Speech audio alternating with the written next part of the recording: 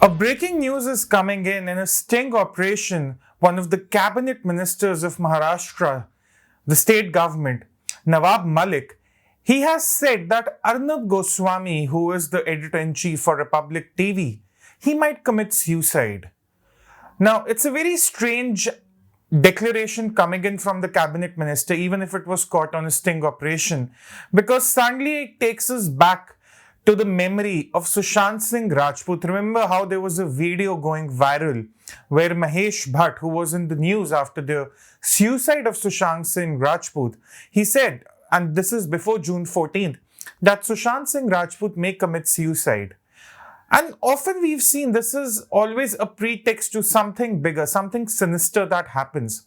Nevertheless, without making any accusations or without drawing any conclusions, it comes across as a very strange statement, a very strange declaration to say that Arnab Goswami might commit suicide because of the recent events that have happened. Now, if I go back, this was the first time when Arnab Goswami went on a rant on his 9 p.m. show against Congress chief Sonia Gandhi.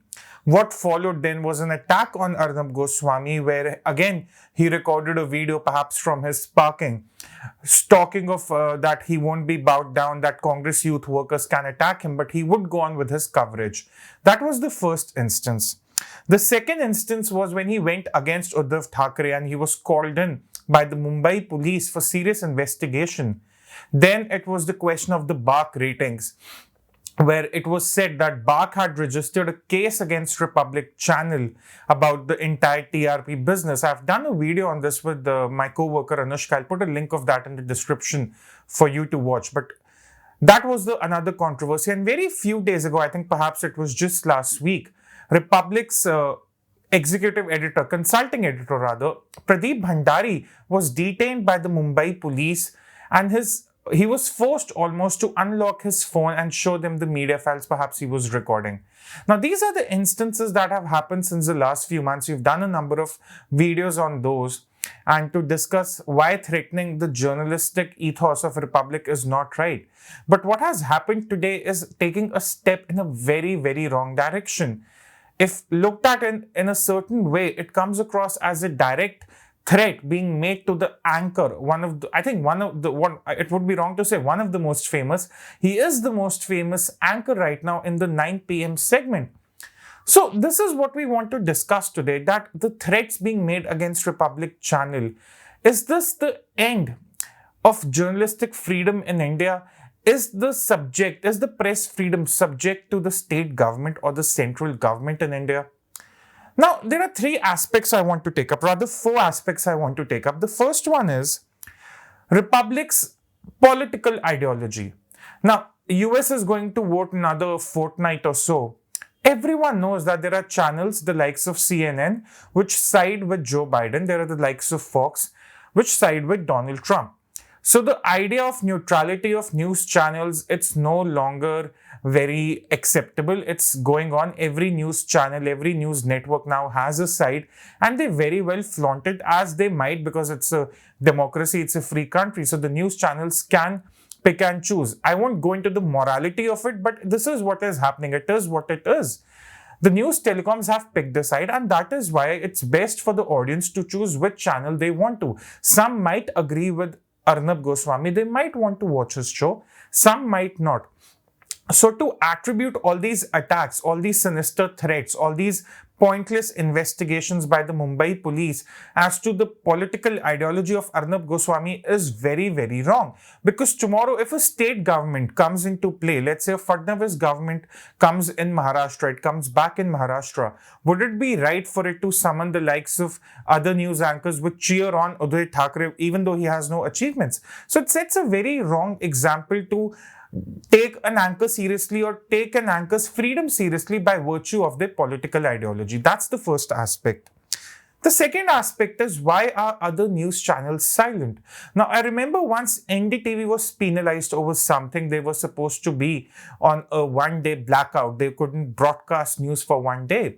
And their anchors, one who almost borderlines on actor, he went on an 8 p.m. rant. There was a TV blackout, and all those shenanigans were done just to say that the freedom of press was in danger. Now, what is happening with Arnab Goswami, if that is not an attack on the freedom of press, and not just TV media, it's also about the print media, it's also about the digital media, it's also about citizen journalism, which is becoming very prevalent. No longer do you need fancy studios to present news. You can do it from the comfort of your living rooms.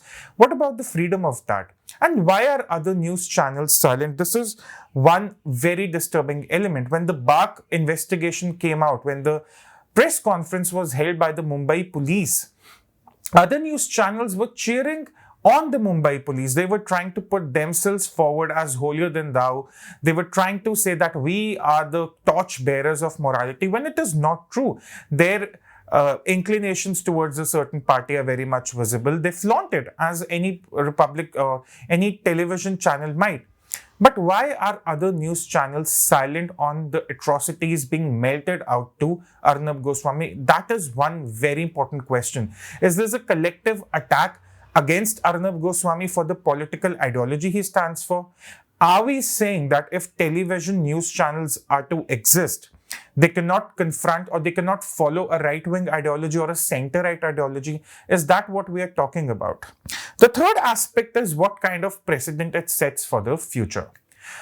Now, we've seen Republic CEO being summoned, Arnab Goswami being summoned, other leadership members being summoned. Now, what kind of a precedent it sets for the future? That is very important, because Republic might have the ammunition to fight all the court cases. It might have the ammunition to go against a state government. Can the same be true for a digital media outlet? Can the same be true for a regional media outlet? Think about the kind of cases that political parties can capture the telecom networks, the television networks in. They can go beyond financial, they can go beyond broadcasting. There can be so many cases that parties can use to trap these television networks. Is this what the future of press in India would look like?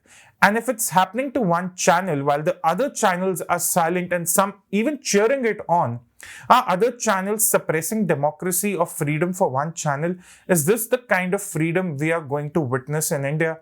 Because then the media in India would be no different than the media in China.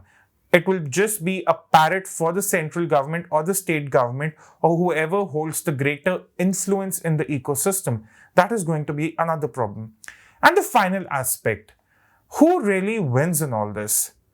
Arnab Goswami is already trapped in a number of cases, the threats being made. I'm sure it's not a very ideal position to present a news in. It always impacts the journalistic freedom. The other news channels which are cheering them on, they are just diluting their own morality. So who wins in all this? The truth is no one. In fact, TV news comes across as the biggest loser, and Anushka and I discussed it the other day, that in the era of OTT platforms, in the era of digital media, in the era of citizen journalism, when TV networks should be upping the ante when it comes to news presentation, they're just falling down. And while Arnab Goswami is being attacked by a state government, the news channels, other news channels, some of them, by cheering it on, are not doing any favor to their future. In fact, they are further endangering it. And that is what must be remembered. Thank you.